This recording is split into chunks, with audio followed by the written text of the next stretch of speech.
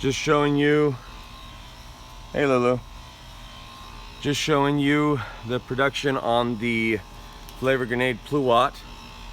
It's everywhere. And what's interesting about this Flavor Grenade Pluot compared to other Pluots that I have, or plums or whatnot, it produces on the branch. Like, there's no like secondary branch. It produces directly on the primary. And here's probably a big bunch over here. I mean, look at the size already. Delicious. Flavor Grenade Pluot.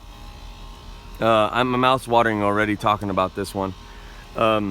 If you don't have one, I highly suggest owning one.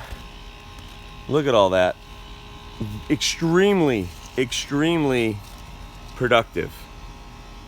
Beautiful tree too. All right, everyone. Bye.